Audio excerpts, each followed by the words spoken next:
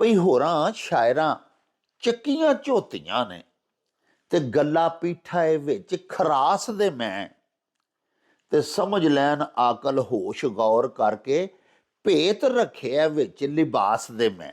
ਵਾਰਿਸ ਸ਼ਾਹ ਦਾ ਬੋਲਣਾ ਭੇਤ ਅੰਦਰ ਦਾਨਸ਼ਮੰਦ ਨੂੰ ਗੌਰ ਜ਼ਰੂਰ ਹੈ ਜੀ।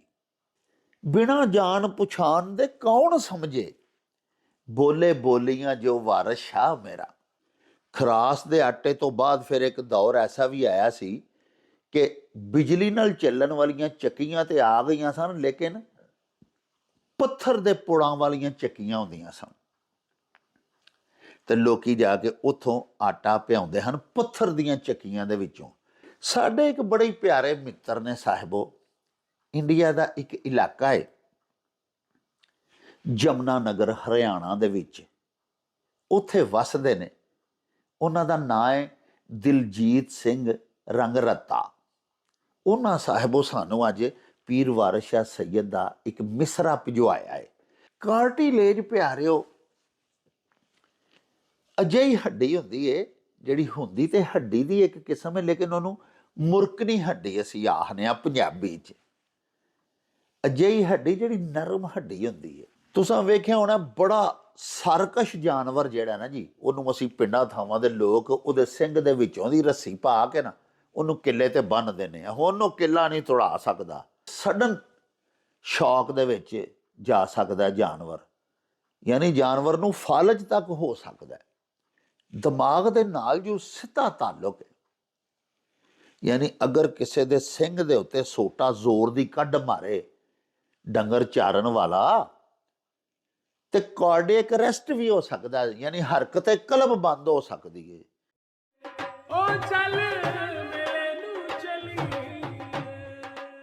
ਸਤਿ ਸ਼੍ਰੀ ਅਕਾਲ ਜੀ, ਅਸਲਾਮ ਵਾਲੇਕਮ। ਮੈਂ ਤੁਹਾਡਾ ਆਪਣਾ ਗੁਰਪ੍ਰੀਤ ਘੁੱਗੀ।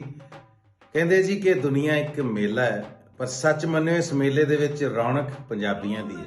ਇਸ ਮੇਲੇ 'ਚ ਪੰਜਾਬੀ ਨੇ ਤੇ ਰੌਣਕ ਮੇਲਾ ਬਣਿਆ ਜੀ। ਸੋ ਚੜ੍ਹਦੇ ਲਹਿੰਦੇ ਪੰਜਾਬ ਵਾਲਿਆਂ ਲਈ ਇੱਕ ਬੜੀ ਵੱਡੀ ਖੁਸ਼ਖਬਰੀ। ਡਾਕਟਰ ਜਾਵੇਦ ਅਕਰਮ ਸਾਹਿਬ ਪਾਕਿਸਤਾਨ ਦੇ ਵਿੱਚ ਪੰਜਾਬੀ ਮਾਂ ਬੋਲੀ ਦੇ ਆਲਮ ਬਰਦਾਰ, ਉਹਨਾਂ ਨੇ ਇੱਕ ਬੜਾ ਵੱਡਾ ਉਪਰਾਲਾ ਕੀਤਾ ਕਿ ਸਾਡੀ ਪੰਜਾਬੀ ਮਾਂ ਬੋਲੀ ਦੀ ਮਿਠਾਸ ਮਾਣਨ ਵਾਲਿਆਂ ਵਾਸਤੇ ਇੱਕ ਸਪੈਸ਼ਲ YouTube ਚੈਨਲ ਉਹਨਾਂ ਨੇ ਬਣਾਇਆ ਜੀ, ਜਿਹਦਾ ਨਾਮ ਹੈ ਮੇਲਾ ਨਿਊਜ਼।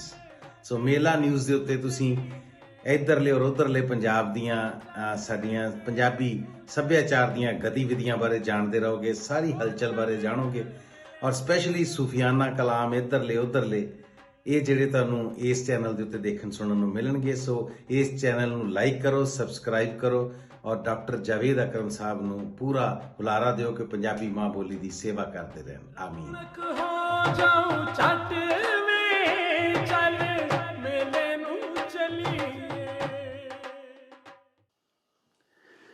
ਬਿਸਮਿल्लाह रहमान रहीम। ਸ਼ੁਰੂ ਖੁਦਾ ਦੇ ਨਾਮੋਂ ਜਿਸ ਦਾ ਜੋੜ ਜਵਾਬ ਨਾ ਕੋਈ, ਜਿਸ ਦੀ ਰਹਿਮਤ ਬਖਸ਼ਿਸ਼ ਵਾਲਾ ਅੰਤ ਹਿਸਾਬ ਨਾ ਕੋਈ। ਦੁਨੀਆ ਭਰ ਵਿੱਚ ਵਸਣ ਵਾਲੇ ਪੰਜਾਬੀਓ ਤੇ ਸਾਡੇ ਪਿਆਰੇ ਵੇਖਣ ਵਾਲਿਓ, ਅਸਲਾਮੁ ਅਲੈਕੁਮ, ਸਤਿ ਸ੍ਰੀ ਅਕਾਲ, ਨਮਸਕਾਰ ਤੇ ਢੇਰ ਢੇਰ ਸਲਾਮਾਂ। ਪੰਜਾਬੀ ਮਾਂ ਬੋਲੀ ਦੇ ਜ਼ੁਬਾਨੋਂ ਅਦਬ ਤੇ ਸਕਾਫਤ ਦੇ ਫਰੋਗ ਤੇ ਵਧਾਵੇ ਤੇ ਚੜ੍ਹਤਲ ਤੇ ਸਿੱਖਿਆ ਲਈ ਸ਼ੁਰੂ ਕੀਤੇ ਜਾਣ ਵਾਲੇ ਤੁਹਾਡੇ ਆਪਣੇ YouTube ਚੈਨਲ ਮੇਲਾ TV ਦੇ ਉੱਤੇ ਤੁਹਾਨੂੰ ਦਿਲ ਦੀਆਂ ਡੂੰਘਾਈਆਂ ਤੋਂ ਸਤ ਬਿਸਮਿਲ੍ਲਾ ਤੇ ਜੀ ਆਇਆਂ ਨੂੰ ਆਖਨੇ ਆ। ਸਾਹਿਬੋ, ਸਾਡੀ ਇਹ ਬੇਨਤੀ ਹੈ ਵੀ ਆਪਣੇ ਮੇਲਾ TV ਨੂੰ ਸਬਸਕ੍ਰਾਈਬ ਕਰ ਲਵੋ, ਨਾਲ ਬਣਿਆ ਹੋਇਆ ਟੱਲੀ ਦਾ ਨਿਸ਼ਾਨ ਜ਼ਰੂਰ ਦਬਾਇਆ ਜੇ, ਤਾਂ ਕਿ ਸਾਡੇ ਆਲ ਨੋਟੀਫਿਕੇਸ਼ਨਸ ਵੇਲੇ ਸਿਰ ਤੁਹਾਡੇ ਤਾਈਂ ਪੜ ਸਕਣ। ਸਾਹਿਬੋ, ਸਾਡੇ ਵਲੌਗਸ ਨੂੰ ਲਾਈਕ ਤੇ ਆਪਸ ਦੇ ਵਿੱਚ ਤੇ ਪੰਜਾਬੀ ਪਿਆਰਿਆਂ ਦੇ ਨਾਲ ਸ਼ੇਅਰ ਜ਼ਰੂਰ ਕਰਿਆ ਕਰੋ, ਤੇ ਨਾਲੇ ਸਾਨੂੰ ਆਪਣੇ ਕਮੈਂਟਸ ਜ਼ਰੂਰ ਭਿਜਵਾਇਆ ਕਰੋ, ਜਿਹੜੇ ਕਿ ਸਾਡੇ ਲਈ ਡਾਢੀ ਹਲਾਸ਼ੇਰੀ ਦਾ ਮੂਜਬ ਹੁੰਦੇ ਨੇ। ਤੇ ਨਾਲੇ ਪਿਆਰਿਓ, ਅਸੀਂ ਤੁਹਾਡੇ ਕਮੈਂਟਸ ਦੇ ਚਾਨਣੇ ਆਪਣੀ ਗੱਲਬਾਤ ਨੂੰ ਮਜ਼ੀਦ ਨਿਖਾਰਨ, ਸ਼ਿੰਗਾਰਨ ਤੇ ਸਵਾਰਨ ਦਾ ਆਰ ਤੇ ਯਤਨ ਵੀ ਕਰਦੇ ਰਹਿੰਦੇ ਆ। ਸਾਹਿਬੋ, ਤੁਹਾਡੇ ਕਾਇੰਡ ਨੋਟਿਸ ਦੇ ਵਿੱਚ ਤੇ ਅਸੀਂ ਵੀ ਤੁਹਾਡੇ ਗੋਸ਼ੇ ਗੁਜ਼ਾਰ ਕਰਦੇ ਹੀ ਰਹਿੰਦੇ ਆ ਕਿ ਸਾਡੀ ਪੰਜਾਬੀ ਮਾਂ ਬੋਲੀ ਦਾ ਜਿਹੜਾ ਕਲਾਸੀਕਲ ਲਿਟਰੇਚਰ ਹੈ, ਕਲਾਸਿਕੀ ਸਾਡੀ ਸ਼ਾਇਰੀ ਹੈ, ਉਹਦੇ ਸਭ ਤੋਂ ਉੱਚੇ ਤੇ ਸੁੱਚੇ ਤੇ ਸਭ ਤੋਂ ਵੱਡੇ ਸ਼ਾਇਰ ਪੀਰ ਵਾਰਿਸ ਸ਼ਾਹ ਸੈਯਦ ਨੇ। ਆਪਣੇ ਇੱਕ ਪਿਛਲੇ ਪ੍ਰੋਗਰਾਮ ਦੇ ਵਿੱਚ ਮੈਂ ਤੁਹਾਡੇ ਹਜ਼ੂਰ ਇਹ ਵੀ ਅਰਜ਼ ਕੀਤੀ ਕਿ ਪੀਰ ਵਾਰਿਸ ਸ਼ਾਹ ਸੈਯਦ ਦੇ ਬਾਜ਼ ਅਸ਼ਆਰ, ਬਾਜ਼ ਉਹਨਾਂ ਦੀਆਂ ਲਾਈਨਾਂ, ਬਾਜ਼ ਉਹਨਾਂ ਦੇ ਮਿਸਰੇ ਇਸ ਕਦਰ ਪੁਰ ਅਜ਼ ਹਿਕਮਤ ਨੇ, ਉਹਨਾਂ ਦੇ ਵਿੱਚ ਏਡੀ ਏਡੀ ਵੱਡੀ ਦਨਾਈ ਦੀ, ਲੋਕ ਦਾਨਸ਼ ਦੀ ਬਾਤ ਪੀਰ ਵਾਰਿਸ ਸ਼ਾਹ ਹੋਰਾਂ ਨੇ ਲਿਖੀ ਹੋਈ ਹੈ ਕਿ ਜਦੋਂ ਅਸੀਂ ਉਹਨਾਂ ਨੂੰ ਪੜ੍ਹਨੇ ਆ, ਉਹ ਮੱਤਾਂ ਪੀਰ ਵਾਰਿਸ ਸ਼ਾਹ ਦੇ ਕਲਾਮ ਰਾਹੀਂ ਅਸੀਂ ਹਾਸਲ ਕਰਨੇ ਆ ਤੇ ਸਾਹਿਬੋ ਕਈ ਦੇਰ ਅਸੀਂ ਸੋਚਦੇ ਰਹਿ ਜਾਂਦੇ ਆ ਕਿ ਪੀਰ ਵਾਰਿਸ ਸ਼ਾਹ ਸੈਯਦ ਹੋਰਾਂ ਦਾ ਕਿਸ ਕਦਰ ਵਸੀ ਮੁਤਾਲਿਆ ਸੀ, ਕਿਸ ਕਦਰ ਆਪ ਵਸੀਉਲ ਮਸ਼ਰਬ ਸਨ, ਬਲਕਿ ਬਹਿਰੇ ਉਲੂਮ ਸਨ। ਏਡੀ ਏਡੀ ਵੱਡੀ ਗੱਲ ਭੋਲੇ ਭਾਈ ਸਾਨੂੰ ਆਪਣੇ ਸ਼ੇਰਾਂ ਰਾਹੀਂ, ਆਪਣੇ ਅੱਖਰਾਂ ਦੇ ਵਿੱਚ ਮਲਫੂਫ ਕਰਕੇ ਤੇ ਸਮਝਾ ਦਿੰਦੇ ਨੇ। ਆਪਣੇ ਕਲਾਮ ਦੇ ਬਾਰੇ ਆਪੂ ਪੀਰ ਵਾਰਿਸ ਸ਼ਾਹ ਸੈਯਦ ਹੋਰਾਂ ਲਿਖਿਆ ਭਈ ਹੋਰਾਂ ਸ਼ਾਇਰਾਂ ਚੱਕੀਆਂ ਝੋਤੀਆਂ ਨੇ ਤੇ ਗੱਲਾਂ ਪੀਠਾਏ ਵਿੱਚ ਖਰਾਸ ਦੇ ਮੈਂ, ਤੇ ਸਮਝ ਲੈਣ ਆਕਲ ਹੋਸ਼ ਗੌਰ ਕਰਕੇ ਭੇਤ ਰੱਖਿਆ ਵਿੱਚ ਲਿਬਾਸ ਦੇ ਮੈਂ। ਸਾਹਿਬੋ ਇੱਕ ਥਾਂ ਤੇ ਫਰਮਾਉਂਦੇ ਨੇ ਕਿ ਵਾਰਿਸ ਸ਼ਾਹ ਦਾ ਬੋਲਣਾ ਭੇਤ ਅੰਦਰ, ਦਾਨਸ਼ਮੰਦ ਨੂੰ ਗੌਰ ਜ਼ਰੂਰ ਹੈ ਜੀ। ਇੱਕ ਹੋਰੀ ਥਾਂ ਪੀਰ ਵਾਰਿਸ ਸ਼ਾਹ ਸੈਯਦ ਲਿਖਦੇ ਨੇ, ਬਿਨਾਂ ਜਾਣ ਪਛਾਣ ਦੇ ਕੌਣ ਸਮਝੇ, ਬੋਲੇ ਬੋਲੀਆਂ ਜੋ ਵਾਰਿਸ ਸ਼ਾਹ ਮੇਰਾ। ਯਾਨੀ ਆਪ ਨੂੰ ਵੀ ਇਦਰਾਕ ਸੀ, ਆਪ ਨੂੰ ਯਕੀਨ ਕਾਮਿਲ ਸੀ ਔਰ ਆਪ ਨੂੰ ਪਤਾ ਸੀ, ਆਪ ਦੇ ਇਲਮ ਵਿੱਚ ਇਹ ਬਾਤ ਸੀ ਕਿ ਮੇਰਾ ਕਲਾਮ ਇੱਕ ਤੇ ਪੰਜਾਬੀ ਦੇ ਵਿੱਚ ਬੜਾ ਹੀ ਅਨਮੁੱਲੜਾ ਤੇ ਬੜਾ ਉੱਚ ਪੱਧਰ ਦਾ ਕਲਾਮ ਹੈ। ਇਸੇ ਲਈ ਤੇ ਆਪਣੇ ਕਲਾਮ ਤੇ ਆਪੂ ਮਾਣ ਕਰਦਿਆਂ ਹੋਇਆਂ ਲਿਖਦੇ ਨੇ ਨਾ ਵੀ ਹੋਰਾਂ ਸ਼ਾਇਰਾਂ ਚੱਕੀਆਂ ਝੋਤੀਆਂ ਨੇ, ਗੱਲਾਂ ਪੀਠਾਏ ਵਿੱਚ ਖਰਾਸ ਦੇ ਮੈਂ। ਖਰਾਸ ਦੇ ਵਿੱਚ ਪੀਸਿਆ ਹੋਇਆ ਗੱਲਾ ਸਾਹਿਬੋ ਬੜਾ ਅਫਜ਼ਲ ਹੁੰਦਾ ਸੀ, ਉਹਦੇ ਵਿੱਚ ਤਮਾਮ ਤਰ ਕੁਵਤਾਂ, ਗਜ਼ਾਈ ਤਾਕਤਾਂ ਮਹਿਫੂਜ਼ ਰਹਿੰਦੀਆਂ ਸਨ। ਅੱਜ ਕੱਲ੍ਹ ਅਸੀਂ ਵੇਖੋ ਨਾ, ਆਟਾ ਭਿਆਉਣ ਜਾਂਦੇ ਹਾਂ ਤੇ ਜਿਹੜੀਆਂ ਚੱਕੀਆਂ ਲੱਗੀਆਂ ਹੋਈਆਂ ਨੇ, ਜ਼ਿਆਦਾਤਰ ਲੋਕਾਂ ਨੇ, ਆਟਾ ਪੀਣ ਵਾਲਿਆਂ ਨੇ ਚਾਈਨਾ ਚੱਕੀ ਲਾਈ ਹੋਈ ਹੈ ਤੇ ਪਿਆਰਿਓ ਉਹਦੇ ਵਿੱਚ ਨਾ ਆਟੇ ਦੇ ਅਜਜ਼ਾ ਹੀ ਸਾਰੇ ਜਲ ਜਾਂਦੇ ਨੇ, ਗਜ਼ਾਈਅਤ ਤੋਂ ਵਾਂਝੇ ਜਾਂਦੇ ਨੇ। ਤੇ ਕਦੀ ਤੁਸੀਂ ਪੰਨ ਚੱਕੀ ਦਾ ਆਟਾ ਖਾਧਾ ਹੋਵੇ, ਜਾਂ ਕਦੀ ਜਿਹੜੇ ਮੇਰੇ ਹਾਣੀ ਨੇ ਜਾਂ ਮੇਰੇ ਤੋਂ ਸੀਨੀਅਰ ਸਾਡੇ ਬਜ਼ੁਰਗ ਨੇ, ਅੱਲਾ ਪਾਕ ਉਹਨਾਂ ਨੂੰ ਹਯਾਤੀ ਦੇ, ਉਹਨਾਂ ਨੇ ਆਪਣੇ ਅਦਵਾਰ 'ਚ, ਆਪਣੇ ਬਾਲਪੁਣੇ ਦੇ ਵਿੱਚ ਪਿਆਰਿਓ ਖਰਾਸ ਦਾ ਆਟਾ ਖਾਧਾ ਹੈ। ਖਰਾਸ ਦੇ ਆਟੇ ਤੋਂ ਬਾਅਦ ਫਿਰ ਇੱਕ ਦੌਰ ਐਸਾ ਵੀ ਆਇਆ ਸੀ ਕਿ ਬਿਜਲੀ ਨਾਲ ਚੱਲਣ ਵਾਲੀਆਂ ਚੱਕੀਆਂ ਤੇ ਆ ਗਈਆਂ ਸਨ, ਲੇਕਿਨ ਪੱਥਰ ਦੇ ਪੁੜਾਂ ਵਾਲੀਆਂ ਚੱਕੀਆਂ ਹੁੰਦੀਆਂ ਸਨ ਤੇ ਲੋਕੀ ਜਾ ਕੇ ਉੱਥੋਂ ਆਟਾ ਪਿਆਉਂਦੇ ਹਨ ਪੱਥਰ ਦੀਆਂ ਚੱਕੀਆਂ ਦੇ ਵਿੱਚੋਂ। ਚੱਲਦੀਆਂ ਉਹ ਬਿਜਲੀ ਨਾਲ ਹੀ ਸਨ, ਲੇਕਿਨ ਉਹਨਾਂ ਦੇ ਵਿੱਚ ਵੀ ਗਜ਼ਾਈਅਤ ਗੰਦਮ ਦੀ ਮਹਿਫੂਜ਼ ਰਹਿ ਜਾਂਦੀ ਹੁੰਦੀ ਸੀ। ਪੱਥਰ ਦੀ ਚੱਕੀ ਦਾ ਆਟਾ ਪੀਸਿਆ ਹੁੰਦਾ ਸੀ ਨਾ ਜੀ। ਤੇ ਹੁਣ ਤੇ ਸਾਹਿਬੋ ਨਾ ਆਟੇ ਦੇ ਵਿੱਚ ਕਿਸੇ ਕਿਸਮ ਦਾ ਕੋਈ ਚੋਖਰ ਸਾਬਤ ਬਚਦਾ, ਜਲ ਹੀ ਜਾਂਦਾ। ਜਿਹੜੀਆਂ ਮੌਜੂਦਾ ਸਾਡੀਆਂ ਅੱਜ ਕੱਲ੍ਹ ਦੀਆਂ ਚਾਈਨਾ ਚੱਕੀਆਂ ਨੇ, ਉਹ ਤਮਾਮ ਤਰ ਗਜ਼ਾਈਅਤ ਦੇ ਨਾਲ ਭਰਪੂਰ ਜਿਹੜਾ ਆਟਾ ਹੁੰਦਾ ਸੀ ਨਾ ਜੀ, ਉਹ ਹੁਣ ਨਹੀਂ ਮਿਲਦਾ। ਤਾਈਓ ਹੀ ਤੇ ਵੇਖੋ ਨਾ, ਆਟੇ ਦਾ ਮੈਦਾ ਬਣ ਚੁੱਕਿਆ ਹੈ ਔਰ ਬਹੁਤ ਜ਼ਿਆਦਾ ਲੋਕ ਗੰਦਮ ਦਾ ਆਟਾ ਖਾ ਖਾ ਕੇ ਮੁਖਤਲਿਫ ਇਮਰਾਜ਼ ਦੇ ਵਿੱਚ ਮੁਬਤਲਾ ਹੁੰਦੇ ਜਾ ਰਹੇ ਨੇ।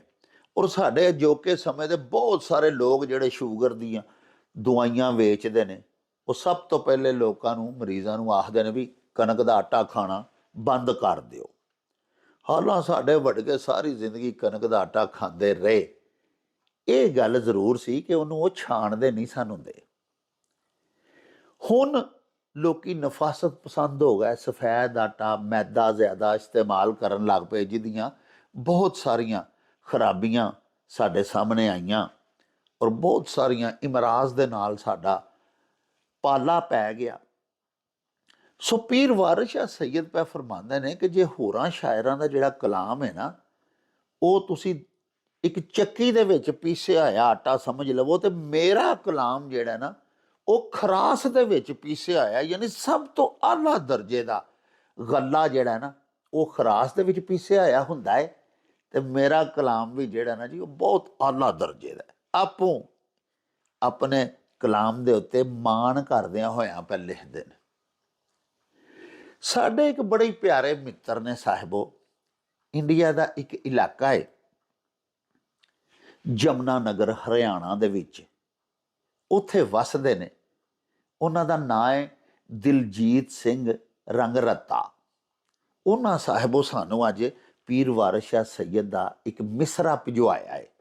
ਮਿਸਰਾ ਇਸ ਤਰ੍ਹਾਂ ਹੈ ਭਈ, ਹਿੱਕੇ ਨਾਲ ਪਿਆਰ ਦੇ ਹੋਂਗ ਦੇ ਕੇ ਸੋਟਾ ਸਿੰਘ ਤੇ ਮੂਲ ਨਾ ਮਾਰਦਾ ਹੈ। ਤੇ ਸਰਦਾਰ ਹੋਰਾਂ ਸਾਨੂੰ ਪੁੱਛਿਆ ਵੀ ਵਾਰਿਸ ਸ਼ਾਹ ਸੈਯਦ ਨੇ 250 ਪੌਣੇ 300 ਸਾਲ ਪਹਿਲੇ ਲਿਖਿਆ ਕਿ ਸਿੰਘ ਤੇ ਸੋਟਾ ਨਹੀਂ ਮਾਰਦਾ। ਰਾਂਝਾ ਜਦੋਂ ਮੱਝਾਂ ਨੂੰ ਚਾਰਨ ਲਈ ਲੈ ਕੇ ਬਾਹਰ ਜਾਂਦਾ ਹੈ ਬੇਲੇ ਵੱਲ, ਤੇ ਕਿਸੇ ਵੀ ਡੰਗਰ ਦੇ ਸਿੰਘ ਤੇ ਸੋਟਾ ਨਹੀਂ ਮਾਰਦਾ। ਤੇ ਸਿੰਘ ਤੇ ਸੋਟਾ ਮਾਰਨ ਦਾ ਕੀ ਨੁਕਸਾਨ ਹੁੰਦਾ ਹੈ, ਇਹ ਸਰਦਾਰ ਹੋਰਾਂ ਦਾ ਸਵਾਲ ਹੈ। ਪਿਆਰਿਓ, ਗੁਜ਼ਾਰਿਸ਼ ਇਹ ਵੇ ਕਿ ਪਹਿਲੇ ਮੈਂ ਤੁਹਾਡੇ ਹਜ਼ੂਰ ਸਿਆਕੋ ਸਬਾਕ ਬਿਆਨ ਕਰ ਲਵਾਂ।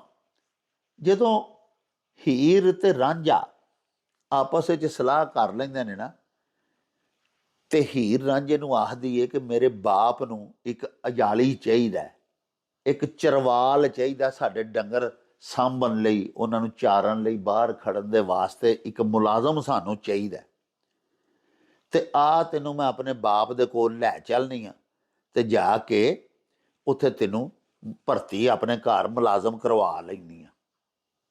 ਰਾਂਝਾ ਉਹਦੇ ਮਗਰ ਮਗਰ ਟੁਰ ਪੈਂਦਾ। ਜਿਸ ਵੇਲੇ ਹੀਰ ਆਪਣੇ ਬਾਪ ਮਾਰ ਚੂਚਕ ਦੇ ਕੋਲ ਲੈ ਕੇ ਰਾਂਝੇ ਨੂੰ ਆਉਂਦੀ ਏ, ਉੱਥੇ ਆ ਕੇ ਉਹ ਦੱਸਦੀ ਏ ਕਿ ਅੱਬਾ ਜੀ ਇਹ ਵੇਖੋ, ਮੈਂ ਬੜਾ ਇੱਕ ਕਾਮਾ ਸੁੱਚਾ ਲੱਭ ਕੇ ਆਂਦਾ ਹੈ, ਬੜਾ ਕਾਮਾ ਮੁੰਡਾ ਹੈ, ਬੜਾ ਕੰਮ ਕਰੇਗਾ, ਡੰਗਰਾਂ ਨੂੰ ਬੜਾ ਅੱਛੀ ਤਰ੍ਹਾਂ ਸਾਂਭਦਾ ਹੈ। ਉਹਦੀਆਂ ਸਿਫਤਾਂ ਬਿਆਨ ਕਰਦੀ ਏ। ਅਸ਼ਆਰ ਦੇ ਵਿੱਚ ਹੀ ਨਾ ਪੀਰ ਵਾਰਿਸ ਸ਼ਾਹ ਸੈਯਦ ਨੇ ਹੀਰ ਦੇ ਮੂੰਹੋਂ ਕੁਝ ਅਸ਼ਆਰ ਅਖਵਾਏ ਨੇ, ਔਰ ਤਾਰਫ ਉਹ ਕਰਾ ਰਹੀ ਹੈ ਰਾਂਝੇ ਦਾ, ਆਪਣੇ ਬਾਪ ਨੂੰ, ਆਪਣੇ ਵਾਲਿਦ ਨੂੰ ਦੱਸ ਰਹੀ ਹੈ ਕਿ ਇਹ ਮੁੰਡਾ ਬੜਾ ਆਲਾ ਪਾਏ ਦਾ ਚਰਵਾਲ ਹੈ, ਅਜਾਲੀ ਹੈ, ਡਾਂਗਰੀ ਹੈ, ਡੰਗਰ ਬੜੇ ਕਮਾਲ ਦੇ ਸਾਂਭਦਾ ਹੈ। ਮਹੀਵਾਲ ਵੀ ਅਸੀਂ ਆਖਨੇ ਆ, ਮਈਆਂ ਨੂੰ ਮੱਝਾਂ ਨੂੰ ਸਾਂਭਣ ਵਾਲੇ ਨੂੰ ਅਸੀਂ ਮਹੀਵਾਲ ਆਖਨੇ ਆ। ਤੇ ਉਹਦੀਆਂ ਬਹੁਤ ਸਾਰੀਆਂ ਸਿਫਤਾਂ ਗਿਣਵਾਉਂਦੀ ਏ ਆਪਣੇ ਬਾਪ ਨੂੰ, ਵੀ ਤਾਂ ਕਿ ਮੇਰਾ ਪਿਓ ਖੁਸ਼ ਹੋ ਕੇ ਤੇ ਇਹਨੂੰ ਮੁਲਾਜ਼ਮ ਰੱਖ ਲਵੇ। ਉਹ ਜਿਹੜੀਆਂ ਹੀਰ ਉਸ ਮਹੀਵਾਲ ਦੀਆਂ ਯਾਨੀ ਰਾਂਝੇ ਦੀਆਂ ਸਿਫਤਾਂ ਬਿਆਨ ਕਰਦੀ ਏ, ਉਹਦੇ ਵਿੱਚ ਪਿਆਰਿਓ ਇੱਕ ਇਹ ਵੀ ਸਿਫਤ ਬਿਆਨ ਕਰਦੀ ਏ। ਹੀਰ ਆਖਦੀ ਏ ਵੀ ਜਦੋਂ ਇਹ ਡੰਗਰ ਲੈ ਕੇ ਨਾ ਬਾਹਰ ਜਾਂਦਾ ਹੈ, ਤਬੇਲੇ ਦੇ ਵਿੱਚੋਂ ਡੰਗਰ ਲੈ ਕੇ ਬਾਹਰ ਜਾਂਦਾ ਹੈ ਬੇਲੇ ਦੇ ਵਿੱਚ ਚਾਰਨ ਦੇ ਵਾਸਤੇ, ਤੇ ਡੰਗਰਾਂ ਨੂੰ ਬੜੇ ਪਿਆਰ ਨਾਲ ਹਿੱਕਦਾ। ਹਿੱਕਣਾ ਹੁੰਦਾ ਵੀ ਅਗਾਂ ਟੋਰਨਾ। ਕਿਸੇ ਜਾਨਵਰਾਂ ਨੂੰ, ਜਾਨਵਰਾਂ ਦਾ ਜਿਹੜਾ ਗੱਲਾ ਹੁੰਦਾ ਰੇਵੜ, ਉਹਨੂੰ ਟੋਰ ਕੇ ਜੂ ਖੜਨਾ ਪੈਂਦਾ ਬੇਲੇ ਵਾਲ ਨੂੰ। ਦਰਿਆ ਦੇ ਕੰਢੇ ਜਾ ਕੇ ਉੱਥੇ ਚਰਾਂਦਾ ਸੀ, ਦਰਿਆ ਚਨਾਬ ਦੇ ਬੇਲੇ ਦੇ ਵਿੱਚ।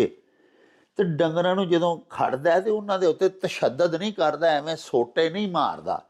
ਔਰ ਬਿਲਖਸੂਸ ਇੱਥੇ ਪੀਰ ਵਾਰਿਸ ਸ਼ਾਹ ਸੈਯਦ ਹੋਰਾਂ ਲਿਖਿਆ, ਹੀਰ ਦੇ ਮੂੰਹੋਂ ਅਖਵਾਇਆ ਕਿ ਹਿੱਕੇ ਨਾਲ ਪਿਆਰ ਦੇ ਹੋਂਗ ਦੇ ਕੇ ਸੋਟਾ ਸਿੰਘ ਤੇ ਮੂਲ ਨਾ ਮਾਰਦਾ ਹੈ। ਯਾਨੀ ਇਹ ਰਾਂਝਾ ਐਡਾ ਸਿਆਣਾ ਮਹੀਵਾਲ ਹੈ, ਐਡਾ ਅਕਲਮੰਦ ਡਾਂਗਰੀ ਹੈ ਕਿ ਇਹ ਜਿਸ ਵੇਲੇ ਡੰਗਰਾਂ ਨੂੰ ਬਾਹਰ ਖੜਦਾ ਹੈ ਤੇ ਹੇ ਹੇ ਹੇ ਕਰਕੇ ਉਹਨਾਂ ਨੂੰ ਹਿੱਕਦਾ। ਡੰਗਰਾਂ ਨੂੰ ਹਿੱਕਣ ਦੀ ਇੱਕ ਆਵਾਜ਼ ਹੁੰਦੀ ਹੈ। ਜਿਵੇਂ ਡੰਗਰਾਂ ਨੂੰ ਪਾਣੀ ਪਿਆਉਣ ਲੱਗਿਆ, ਤੁਸਾਂ ਸੁਣਿਆ ਹੋਣਾ, ਜਿਹੜੇ ਖਾਸ ਕਰ ਸਾਡੇ ਪਿੰਡਾਂ 'ਚ ਵੱਸਦੇ ਨੇ ਵੀਰ, ਸਾਡੇ ਭਰਾ, ਉਹ ਜਾਣਦੇ ਨੇ ਕਿ ਜਦੋਂ ਡੰਗਰਾਂ ਨੂੰ ਪਾਣੀ ਪਿਆਉਣ ਲਈ ਖੜੀਦਾ ਤੇ ਕੋਲੋਂ ਆਵਾਜ਼ ਲਾਉਂਦੇ ਨੇ ਛੀਹੋ ਛੀਹੋ, ਯਾਨੀ ਕਿ ਉਹ ਪਾਣੀ ਪੀਣ ਲੱਗ ਪੈਂਦੇ ਨੇ। ਡੰਗਰ ਉਸ ਲਫ਼ਜ਼ ਤੇ ਲੱਗੇ ਹੁੰਦੇ ਨੇ। ਇਸੇ ਤਰ੍ਹਾਂ ਪਿਆ ਰਾਂਝੇ ਦੀ ਜਿਹੜੀ ਗੱਲ ਹੋ ਰਹੀ ਉਹਦੇ ਬਾਰੇ 'ਚ ਹੀਰ ਆਖਦੀ ਏ ਵੀ ਹਿੱਕੇ ਨਾਲ ਪਿਆਰ ਦੇ ਹੋਂਗ ਦੇ ਕੇ ਹੇ ਹੇ ਕਰਕੇ ਨਾ ਪਿਆਰ ਨਾਲ ਡੰਗਰਾਂ ਨੂੰ ਹਿੱਕਦਾ ਹੈਗਾ। ਸੋਟਾ ਸਿੰਘ ਤੇ ਮੂਲ ਨਾ ਮਾਰਦਾ ਏ। ਸੋਟਾ ਅਵਲ ਤੇ ਮਾਰਦਾ ਨਹੀਂ, ਤੇ ਜੇ ਮਾਰਦਾ ਤੇ ਪਿੰਡੇ ਤੇ ਕਿਸੇ ਹੋਰ ਹਿੱਸੇ ਦੇ ਮਾਰ ਲੈਂਦਾ। ਸਿੰਘ ਤੇ ਬਿਲਕੁਲ ਨਹੀਂ ਨਾ ਸੋਟਾ ਮਾਰਦਾ। ਪਿਆਰਿਓ ਦੇਖੋ ਤੁਸੀਂ, 250 ਸਾਲ ਪੌਣੇ 300 ਸਾਲ ਪਹਿਲੇ ਪੀਰ ਵਾਰਿਸ ਸ਼ਾਹ ਸੈਯਦ ਕਿਸ ਕਦਰ ਨੌਲੇਜ ਰੱਖਦੇ ਸਨ, ਕਿੰਨਾ ਵਸੀ ਉਹਨਾਂ ਦਾ ਇਲਮ ਸੀ। ਪੀਰ ਵਾਰਿਸ ਸ਼ਾਹ ਆਖਦੇ ਨੇ, ਬਿਨਾਂ ਜਾਣ ਪਛਾਣ ਦੇ ਕੌਣ ਸਮਝੇ ਬੋਲੇ ਬੋਲੀਆਂ ਜੋ ਵਾਰਿਸ ਸ਼ਾਹ ਮੇਰਾ। ਪਿਆਰਿਓ ਮੈਨੂੰ ਬੜਾ ਇਸ਼ਕ ਹੁੰਦਾ ਸੀ ਕਿ ਮੈਂ ਪੀਰ ਵਾਰਿਸ ਸ਼ਾਹ ਦੀ ਇੱਕ ਇੱਕ ਲਾਈਨ ਜਿਹੜੀ ਹੈ ਨਾ ਜੀ, ਬੜੀ ਅਰਕਰੇਜ਼ੀ ਦੇ ਨਾਲ ਮੈਂ ਉਹਦੀ ਪੜਚੋਲ ਕਰਾਂ, ਤਹਿਕੀਕ ਕਰਾਂ, ਵੇਖਾਂ ਵੀ ਇਹ ਕੀ ਇਹਦੇ 'ਚ ਲਿਖਿਆ ਹੈ। ਤੇ ਜਦੋਂ ਮੈਂ ਇਹ ਪੜ੍ਹਿਆ ਕਿ ਸੋਟਾ ਸਿੰਘ ਤੇ ਮੂਲ ਨਾ ਮਾਰਦਾ ਏ, ਤੇ ਮੈਂ ਜੀ ਫਿਰ ਕੁਝ ਵੈਟਰਨਰੀ ਡਾਕਟਰਸ ਜਿਹੜੇ ਕਿ ਬੜੇ ਸੀਨੀਅਰ ਵੈਟਰਨਰੀ ਆਫੀਸਰਸ ਸਨ, ਉਹਨਾਂ ਨੂੰ ਮਿਲਿਆ। ਕੁਝ ਆਪਣੇ ਡਾਕਟਰਸ ਜਿਹੜੇ ਸਾਡੇ ਇਨਸਾਨਾਂ ਦਾ, ਬੰਦਿਆਂ ਦਾ ਇਲਾਜ ਕਰਦੇ ਨੇ, ਉਹਨਾਂ ਨੂੰ ਵੀ ਮਿਲਿਆ, ਦੋਸਤਾਂ ਨੂੰ। ਉਹਨਾਂ ਕੋਲੋਂ ਮੈਂ ਕਾਫੀ ਸਾਰੀਆਂ ਮਾਲੂਮਾਤ ਲਈਆਂ ਕਿ ਸਿੰਘ ਦੇ ਉੱਤੇ ਸੋਟਾ ਮਾਰਨ ਦੇ ਨੁਕਸਾਨਾਤ ਕੀ ਹੁੰਦੇ। ਕਿਉਂਕਿ ਪੀਰ ਵਾਰਿਸ ਸ਼ਾਹ ਨੇ ਪੌਣੇ 300 ਸਾਲ ਪਹਿਲੇ ਆਪੂ ਉਹ ਨਾ ਤੇ ਡਾਕਟਰ ਸਨ, ਨਾ ਕਿਸੇ ਮੈਡੀਕਲ ਕਾਲਜ 'ਚ ਪੜ੍ਹੇ ਸਨ, ਲੇਕਿਨ ਤਬੀਬ ਬਹੁਤ ਆਲਾ ਸਨ, ਹਿਕਮਤੋ ਦਨਾਈ ਦਾ ਮੁਰੱਕਾ ਸਨ ਤੇ ਮੰਬਾ ਸਨ।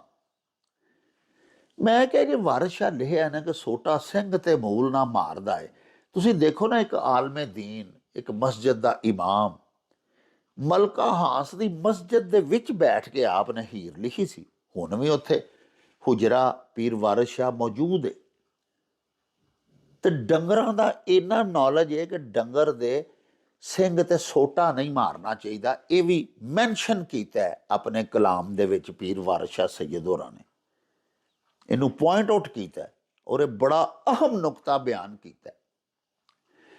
ਸਾਹਿਬੋ, ਜਦੋਂ ਮੈਂ ਵੱਡੇ ਵੱਡੇ ਡਾਕਟਰਸ ਨੂੰ ਮਿਲਿਆ, ਜਾਨਵਰਾਂ ਦੇ ਡਾਕਟਰਸ ਜਿਹੜੇ ਮੁਆਲਜੀਨ ਨੇ, ਉਹਨਾਂ ਨੂੰ ਮਿਲਿਆ, ਉਹਨਾਂ ਨੇ ਮੈਨੂੰ ਇਹ ਦੱਸਿਆ ਕਿ ਜਿਹੜਾ ਸਿੰਘ ਹੁੰਦਾ ਨਾ ਜੀ, ਇਹ ਕਾਰਟੀਲੇਜ ਇੱਕ ਮਾਦਾ ਹੈ, ਉਹਦਾ ਬਣਿਆ ਹੁੰਦਾ। ਕਾਰਟੀਲੇਜ ਪਿਆਰਿਓ ਅਜਿਹੀ ਹੱਡੀ ਹੁੰਦੀ ਹੈ ਜਿਹੜੀ ਹੁੰਦੀ ਤੇ ਹੱਡੀ ਦੀ ਇੱਕ ਕਿਸਮ ਹੈ, ਲੇਕਿਨ ਉਹਨੂੰ ਮੁਰਕਨੀ ਹੱਡੀ ਅਸੀਂ ਆਖਦੇ ਹਾਂ ਪੰਜਾਬੀ 'ਚ। ਅਜਿਹੀ ਹੱਡੀ ਜਿਹੜੀ ਨਰਮ ਹੱਡੀ ਹੁੰਦੀ ਹੈ, ਔਰ ਉਹ ਅਸੀਂ ਚੱਬਨੇ ਵੀ ਹਾਂ। ਮਿਸਾਲ ਦੇ ਤੌਰ 'ਤੇ ਪਹਿਲੇ ਆਪਣੀ ਗੱਲ ਕਰ ਲੈਂਦੇ ਹਾਂ। ਇਨਸਾਨਾਂ ਦੇ ਜਿਹੜੀਆਂ ਕੰਨਾਂ ਦੀਆਂ ਹੱਡੀਆਂ ਨੇ ਨਾ ਜੀ, ਇਹ ਵੇਖੋ, ਇਹ ਨਰਮ ਹੱਡੀਆਂ ਨੇ। ਇਸੇ ਤਰ੍ਹਾਂ ਇਹ ਨੱਕ ਦੀ ਹੱਡੀ, ਇਹ ਵੀ ਨਰਮ ਹੱਡੀ ਹੁੰਦੀ ਹੈ। ਇਹ ਪਿਆਰਿਓ ਜਿਹੜੀਆਂ ਹੱਡੀਆਂ ਨੇ ਨਾ, ਇਹ ਮੁਰਕਨੀਆਂ ਹੱਡੀਆਂ ਨੇ, ਨਰਮ ਹੱਡੀਆਂ ਨੇ। ਇਹਨਾਂ ਤੇ ਸੱਟ ਵੱਜੇ ਤੇ ਇਹ ਵੇਖੋ ਨਾ, ਤੁਸੀਂ ਵੇਖਿਆ ਕਿ ਜਿੰਨੇ ਰੈਸਲਰਸ ਹੁੰਦੇ ਨੇ, ਪਹਿਲਵਾਨ ਸਾਡੇ, ਦੇਸੀ ਕੁਸ਼ਤੀ ਘੁਲਣ ਵਾਲੇ ਜਾਂ ਦੀਗਰ ਕੁਸ਼ਤੀਆਂ ਘੁਲਣ ਵਾਲੇ, ਜ਼ੋਰ ਅਜ਼ਮਾਈ, ਪੰਜਾ ਅਜ਼ਮਾਈ ਕਰਨ ਵਾਲੇ, ਉਹਨਾਂ ਨੂੰ ਸੱਟਾਂ ਧਰੌਲਾਂ ਵੱਜਦੀਆਂ ਰਹਿੰਦੀਆਂ ਨੇ। ਉਹਨਾਂ ਦੇ ਕੰਨ ਜਿਹੜੇ ਨੇ ਨਾ, ਇਹ ਫੁੱਲ ਜਾਂਦੇ ਨੇ ਸੱਟਾਂ ਵੱਜ ਵੱਜ ਕੇ, ਔਰ ਉਹ ਫਿਰ ਮਰਨ ਤੱਕ ਸਹੀ ਨਹੀਂ ਹੁੰਦੇ। ਯਾਨੀ ਕਿ ਹੱਡੀ ਦੀ ਰੀਜਨਰੇਸ਼ਨ ਹੋ ਜਾਂਦੀ ਹੈ। ਹੱਡੀ ਟੁੱਟ ਜਾਏ, ਹੱਡੀ ਜੁੜ ਜਾਂਦੀ ਹੈ। ਲੇਕਿਨ ਕਾਰਟੀਲੇਜ ਇੱਕ ਅਜਿਹਾ ਮਾਦਾ ਹੈ ਵੀ ਉਹ ਮੁਰਕਨੀ ਹੱਡੀ ਜਿਹੜੀ ਹੈ ਨਾ ਜੀ, ਉਹਦੇ ਨਾਲ ਬਣੀ ਹੋਈ ਸ਼ੈ ਜਿਹੜੀ ਹੈ ਨਾ, ਉਹ ਫਿਰ ਰੀਜਨਰੇਟ ਨਹੀਂ ਹੁੰਦੀ, ਉਹ ਮੁੜ ਕੇ ਸਹੀ ਨਹੀਂ ਹੁੰਦੀ ਟੁੱਟ ਜਾਏ ਤੇ। ਜਦੋਂ ਅਸੀਂ ਬੱਕਰੇ ਦਾ ਗੋਸ਼ਤ ਖਾਂਦੇ ਹਾਂ, ਮਟਨ, ਉਹਦੇ ਵਿੱਚ ਤੁਸੀਂ ਦੇਖਿਆ ਹੋਣਾ ਕਿ ਜਿਹੜਾ ਸੀਨੇ ਦੀ ਹੱਡੀ ਦਾ, ਉਹ ਨਰਮ ਹੱਡੀ ਹੁੰਦੀ ਹੈ ਸੀਨੇ ਦੇ ਗੋਸ਼ਤ ਦੀ। ਇਸੇ ਤਰ੍ਹਾਂ ਦਸਤੀ ਦਾ ਗੋਸ਼ਤ ਹੁੰਦਾ, ਯਾਨੀ ਬੱਕਰੇ ਦੇ ਅਗਲੀਆਂ ਜਿਹੜੀਆਂ ਲੱਤਾਂ ਨੇ ਨਾ ਜੀ, ਉਹਦਾ ਉੱਤੇ ਜਿਹੜਾ ਅਗਲਿਆਂ ਪੱਟਾਂ ਦਾ ਗੋਸ਼ਤ, ਉਹ ਦਸਤੀ ਦੇ ਗੋਸ਼ਤ ਦੇ ਆਖਰ ਦੇ ਉੱਤੇ ਵੀ ਮੁਰਕਣੀ ਹੱਡੀ ਹੁੰਦੀ ਹੈ, ਔਰ ਉਹ ਕਸਾਈ ਸਾਨੂੰ ਉਹਦਾ ਸਿਰਾ ਜਿਹਾ ਸਾਫ਼ ਕਰਕੇ ਤੇ ਇਸੇ ਤਰ੍ਹਾਂ ਹੀ ਗੋਸ਼ਤ 'ਚ ਬਣਾ ਦਿੰਦਾ ਹੈ, ਔਰ ਅਸੀਂ ਉਹ ਵੀ ਖਾਂਦੇ ਹਾਂ। ਯਾਨੀ ਜਿਹੜੀ ਕਿ ਚੱਬਣ ਦੇ ਵਿੱਚ ਬੜਾ ਈਜ਼ੀਲੀ ਅਸੀਂ ਜਿਹਨੂੰ ਚੱਬ ਕੇ ਖਾ ਸਕਦੇ ਹਾਂ, ਨਿਗਲ ਸਕਦੇ ਹਾਂ, ਉਹ ਮੁਰਕਣੀ ਹੱਡੀ ਹੁੰਦੀ ਹੈ, ਉਹਨੂੰ ਇੰਗਲਿਸ਼ ਵਿੱਚ ਕਾਰਟੀਲੇਜ ਕਹਿੰਦੇ ਨੇ। ਹੁਣ ਸਿੰਘ ਜਿਹੜਾ ਹੈ ਇਹ ਕਾਰਟੀਲੇਜ ਦਾ ਬਣਿਆ ਹੁੰਦਾ, ਔਰ ਮੱਝ ਦੇ ਸਿੰਘ ਤੇ ਸੋਟਾ ਮਾਰਨ ਨਾਲ ਪਿਆਰਿਓ, ਮੱਝ ਜਿਹੜੀ ਏ ਜਾਂ ਗਾਂ, ਸਿੰਘਾਂ ਵਾਲਾ ਕੋਈ ਵੀ ਜਾਨਵਰ, ਉਹਦੇ ਸਿੰਘ ਤੇ ਸੋਟਾ ਮਾਰੀਏ ਨਾ ਤੇ ਸਿੰਘ ਦਾ ਓਰੀਜਨ ਦਿਮਾਗ ਹੁੰਦਾ ਹੈ। ਇਹਦਾ ਬਰਾਹ ਰਾਸਤ ਤਾਲਕ ਜਿਹੜਾ ਦਿਮਾਗ ਦੀ ਸਾਖਤ ਦੇ ਨਾਲ ਹੈ, ਦਿਮਾਗ ਦੀ ਬਣਾਵਟ ਦੇ ਨਾਲ ਹੈ। ਤੁਸੀਂ ਵੇਖਿਆ ਹੋਣਾ ਬੜਾ ਸਰਕਸ਼ ਜਾਨਵਰ ਜਿਹੜਾ ਨਾ ਜੀ, ਉਹਨੂੰ ਅਸੀਂ ਪਿੰਡਾਂ ਥਾਵਾਂ ਦੇ ਲੋਕ ਉਹਦੇ ਸਿੰਘ ਦੇ ਵਿੱਚੋਂ ਦੀ ਰੱਸੀ ਪਾ ਕੇ ਨਾ ਉਹਨੂੰ ਕਿੱਲੇ ਤੇ ਬੰਨ੍ਹ ਦਿੰਦੇ ਆ। ਹੁਣ ਉਹ ਕਿੱਲਾ ਨਹੀਂ ਤੁੜਾ ਸਕਦਾ, ਹੁਣ ਉਹ ਕਿਤੇ ਖੁੱਲ੍ਹ ਕੇ ਨਹੀਂ ਜਾ ਸਕਦਾ। ਨਹੀਂ ਤੇ ਕਈ ਅਜਿਹੇ ਜਾਨਵਰ ਹੁੰਦੇ ਨੇ ਜਿਹੜੇ ਜਿੰਨਾ ਮਰਜ਼ੀ ਉਹਨਾਂ ਨੂੰ ਸੰਗਲ ਮੋਟਾ ਵੀ ਪਾ ਕੇ ਬੰਨੀਏ ਤੇ ਉਹ ਸੰਗਲ ਹੀ ਪੁੱਟ ਕੇ ਲੈ ਜਾਂਦੇ ਨੇ ਆਪਣੇ ਜ਼ੋਰ ਨਾਲ। ਏਡੇ ਸਰਕਸ਼, ਏਡੇ ਤਾਕਤ 'ਚ ਹੁੰਦੇ ਨੇ। ਉਸੇ ਹੀ ਜਾਨਵਰ ਦੀ ਰੱਸੀ ਜਾਂ ਉਹਦਾ ਸੰਗਲ ਉਹਦੇ ਸਿੰਘ ਦੇ ਵਿੱਚੋਂ ਦੀ ਗੁਜ਼ਾਰ ਕੇ ਕਿੱਲੇ ਤੇ ਬੰਨ੍ਹ ਦਿਓ ਤੇ ਫਿਰ ਉਹ ਨਹੀਂ ਖੋਲ ਸਕਦਾ, ਆਪਣੇ ਆਪ ਨੂੰ ਖੁਲਾ ਨਹੀਂ ਸਕਦਾ। ਇਹ ਯਾਨੀ ਨਰਮ ਤੇ ਹਸਾਸ ਚੀਜ਼, ਇਹਦੇ ਤੇ ਸੋਟਾ ਮਾਰਿਆ। ਮੈਨੂੰ ਵੈਟਰਨਰੀ ਡਾਕਟਰਸ ਨੇ ਦੱਸਿਆ, ਬੜੇ ਬੜੇ ਪਿਆਰੇ ਦੋਸਤ ਸੀਨੀਅਰ, ਉਹਨਾਂ ਆਖਿਆ ਜੀ ਕਿ ਸਡਨ ਸ਼ੌਕ ਦੇ ਵਿੱਚ ਜਾ ਸਕਦਾ ਜਾਨਵਰ, ਯਾਨੀ ਜਾਨਵਰ ਨੂੰ ਫਾਲਜ ਤੱਕ ਹੋ ਸਕਦਾ। ਦਿਮਾਗ ਦੇ ਨਾਲ ਜੋ ਸਿੱਧਾ ਤਾਲੁਕ ਹੈ, ਯਾਨੀ ਅਗਰ ਕਿਸੇ ਦੇ ਸਿੰਘ ਦੇ ਉੱਤੇ ਸੋਟਾ ਜ਼ੋਰ ਦੀ ਕੱਢ ਮਾਰੇ ਡੰਗਰ ਚਾਰਨ ਵਾਲਾ, ਤੇ ਕਾਰਡੀਅਕ ਅਰੈਸਟ ਵੀ ਹੋ ਸਕਦਾ, ਯਾਨੀ ਹਰਕਤ ਕਲਬ ਬੰਦ ਹੋ ਸਕਦੀ ਹੈ। ਜਾਨਵਰ ਕੌਮੇ 'ਚ ਜਾ ਸਕਦਾ, ਜਾਨਵਰ ਬੇਹੋਸ਼ ਹੋ ਕੇ ਡਿੱਗ ਪਵੇ, ਕੌਮੇ 'ਚ ਚਲਾ ਜਾਏ। ਇਹ ਏਡਾ ਸਖਤ ਨੁਕਸਾਨ ਦੇਵੇ ਸਿੰਘ ਤੇ ਸੋਟਾ ਮਾਰਨਾ। ਫਿਰ ਪਿਆਰਿਓ ਸਿੰਘ ਟੁੱਟ ਜਾਏ, ਅਰਜ਼ ਤੁਹਾਡੀ ਖਿਦਮਤ 'ਚ ਮੈਂ ਕੀਤੀ ਹੈ, ਸਿੰਘ ਪੂਰਾ ਟੁੱਟਣਾ ਤੇ ਦੂਰ ਦੀ ਗੱਲ ਹੈ, ਸਿੰਘ ਦੇ ਉੱਤੇ ਜਿਹੜਾ ਖੌਲ ਹੁੰਦਾ ਹੈ ਕਾਲਾ ਜਿਹਾ, ਉਹ ਅਗਰ ਟੁੱਟ ਜਾਣਾ ਤਾਂ ਦੁਬਾਰਾ ਫਿਰ ਉਹ ਨਹੀਂ ਬਣਦਾ, ਸਿੰਘ ਫਿਰ ਨੰਗਾ ਹੀ ਰਹਿੰਦਾ। ਉਹ ਸਿੰਘ ਦੀ ਜਿਹੜੀ ਹੱਡੀ ਹੈ ਨਾ, ਉਹ ਫਿਰ ਨੰਗੀ ਰਹਿੰਦੀ ਹੈ, ਉਹਦੇ ਉੱਤੇ ਕਵਰ ਦੁਬਾਰਾ ਨਹੀਂ ਆਉਂਦਾ। ਔਰ ਪਿਆਰਿਓ ਅਗਰ ਸਿੰਘ ਟੁੱਟ ਜਾਏ ਕਦੀ ਦੁਬਾਰਾ ਨਹੀਂ ਉੱਗ ਸਕਦਾ। ਸੋਟਾ ਮਾਰੀਏ ਜ਼ੋਰ ਦੀ, ਸਿੰਘ ਟੁੱਟ ਗਿਆ, ਉਹਨੇ ਮੁੜ ਕੇ ਨਹੀਂ ਉੱਗਣਾ। ਹੱਡੀ ਤੁਹਾਡੀ ਖਿਦਮਤ 'ਚ ਅਰਜ਼ ਕੀਤੀ, ਉਹ ਰੀਜਨਰੇਟ ਹੋ ਜਾਂਦੀ ਹੈ। ਹੱਡੀ ਟੁੱਟੀ ਹੋਵੇ ਫਿਰ ਉਹਨੂੰ ਜੋੜ ਜਾੜ ਕੇ ਰੱਖਦੇ ਨੇ ਸਾਡੇ ਡਾਕਟਰਸ, ਸਰਜਨਸ, ਤੇ ਉਹ ਫਿਰ ਵੱਧ ਕੇ ਨਾ ਆਪਸ ਵਿੱਚ ਜੁੜ ਜਾਂਦੀ ਹੈ, ਉਹ ਵੱਧ ਸਕਦੀ ਹੈ। ਸਿੰਘ ਨਹੀਂ ਦੁਬਾਰਾ ਵੱਧਦਾ, ਟੁੱਟ ਜਾਏ ਜਾਨਵਰ ਬਦਨੁਮਾ ਹੋ ਗਿਆ, ਕੀੜੇ ਪੈ ਗਏ ਦਿਮਾਗ 'ਚ, ਕੀੜੇ ਪੈ ਜਾਂਦੇ ਨੇ, ਜਾਨਵਰ ਹਲਕਾ ਹੋ ਸਕਦਾ, ਪਾਗਲ ਹੋ ਸਕਦਾ।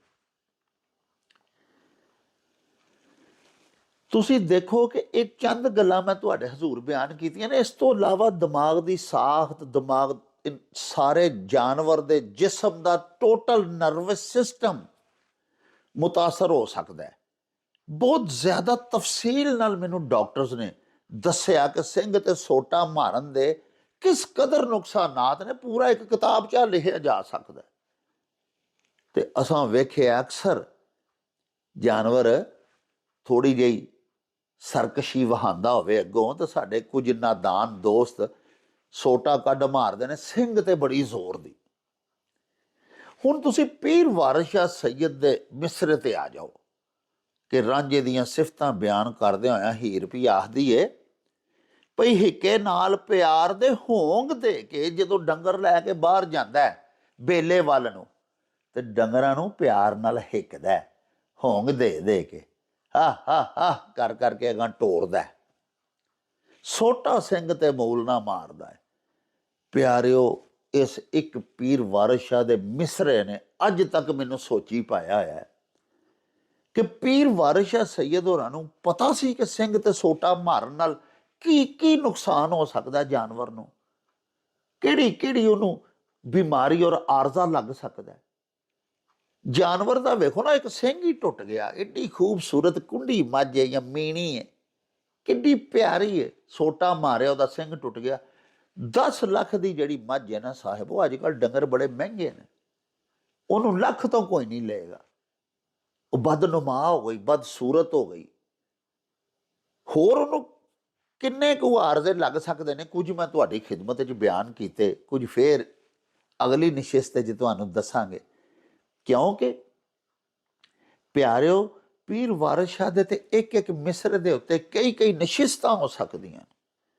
ਔਰ ਇਸ ਕਦਰ ਹਿਕਮਤ ਦੇ ਖਜ਼ਾਨੇ ਦਾਨਸ਼ ਦੇ ਔਰ ਲੋਕ ਦਾਨਸ਼ ਭਰ ਦਿੱਤੀ ਹੈ ਪੀਰ ਵਾਰਿਸ ਸ਼ਾਹ ਨੇ ਆਪਣੇ ਸ਼ੇਰਾਂ 'ਚ, ਆਪਣੇ ਅੱਖਰਾਂ ਦੇ ਵਿੱਚ, ਕਿ ਆਉਣ ਵਾਲੇ ਲੋਕ ਸਦੀਆਂ ਤੱਕ ਪੀਰ ਵਾਰਿਸ ਸ਼ਾਹ ਦੀ ਹੀਰ ਨੂੰ ਸਮਝਦੇ ਰਹਿਣਗੇ ਔਰ ਉਹਦੇ ਵਿੱਚੋਂ ਹਿਕਮਤੋ ਦਾਨਾਈ ਨਿਚੋੜਦੇ ਰਹਿਣਗੇ, ਅਖਜ਼ ਕਰਦੇ ਰਹਿਣਗੇ, ਆਪਣੀਆਂ ਝੋਲੀਆਂ ਭਰਦੇ ਰਹਿਣਗੇ ਅਕਲ ਤੇ ਮੱਤ ਦੇ ਮੋਤੀਆਂ ਦੇ ਨਾਲ। ਸੋ ਇਹ ਸਾਨੂੰ ਭੇਜਿਆ ਸਾਡੇ ਵੀਰ ਦਿਲਜੀਤ ਸਿੰਘ ਹੋਰਾਂ ਨੇ ਇਹ ਮਿਸਰਾ, ਤੇ ਮੈਨੂੰ ਫੇਰ ਯਾਦ ਆ ਗਿਆ ਕਿ ਪੀਰ ਵਾਰਿਸ ਸ਼ਾਹ ਸੈਯਦ ਦੇ ਵੇਖੋ ਇੱਕ ਇੱਕ ਮਿਸਰੇ ਦੇ ਵਿੱਚ ਕਿੱਡੀ ਕਿੱਡੀ ਵੱਡੀ ਮੱਤ ਹੈ। ਇੱਕ ਦਫਾ ਪਿਆਰਿਓ, ਕੁਝ ਦੋਸਤ ਜਿਨ੍ਹਾਂ ਨੇ ਮਾਲ ਡੰਗਰ ਰੱਖਿਆ ਹੈ, ਮੈਂ ਉਹਨਾਂ ਦੇ ਕੋਲ ਬੈਠਿਆ, ਵੇਖਿਆ ਕਿ ਉਹਨਾਂ ਦੇ ਨੌਕਰ ਨੇ ਸੋਟਾ ਮਾਰਿਆ ਸਿੰਘ ਦੇ, ਤੇ ਮੈਂ ਉਹਨਾਂ ਨੂੰ ਆ ਸ਼ੇਰ ਵੀ ਸੁਣਾਇਆ ਤੇ ਇਹਦਾ ਕੋਈ ਥੋੜਾ ਬਹੁਤਾ ਤਰਜਮਾ ਵੀ ਦੱਸਿਆ।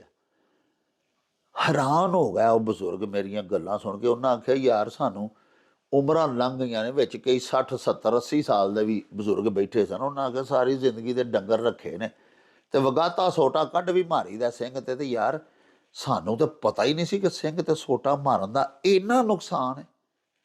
ਔਰ ਪੀਰ ਵਾਰਿਸ ਸ਼ਾਹ ਸੈਯਦ ਇਸ ਗੱਲ ਨੂੰ 150 ਪੌਣੇ 200 ਬਲਕਿ 300 ਪੌਣੇ 300 ਸਾਲ ਪਹਿਲੇ ਬਿਆਨ ਫਰਮਾ ਗਏ ਨੇ।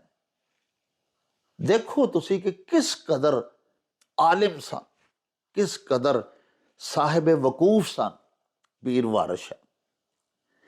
ਪਿਆਰਿਓ, ਗੱਲਾਂ ਤੇ ਹੋਰ ਵੀ ਬਹੁਤ ਸਾਰੀਆਂ ਸੈਯਦ ਪੀਰ ਵਾਰਿਸ ਸ਼ਾਹ ਹੋਰਾਂ ਦੇ ਬਾਰੇ 'ਚ ਤੁਹਾਡੇ ਹਜ਼ੂਰ ਬਿਆਨ ਕਰਨ ਨੂੰ ਦਿਲ ਕਰਦਾ ਹੈ, ਪਰ ਇੱਕ ਮਖਸੂਸ ਵਕਤ ਦੇ ਵਿੱਚ ਆਪਣੀ ਗੱਲ ਅਸਾਂ ਮੁਕਾਉਣੀ ਹੁੰਦੀ ਹੈ।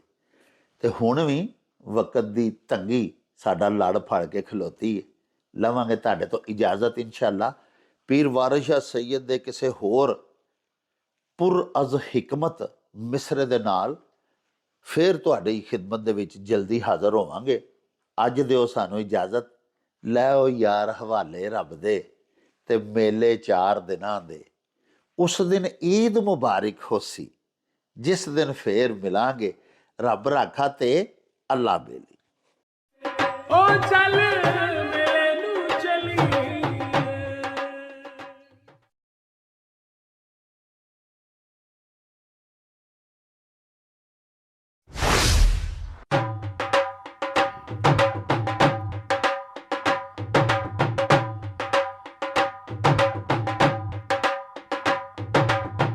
ਰੌਣਕ ਹੋ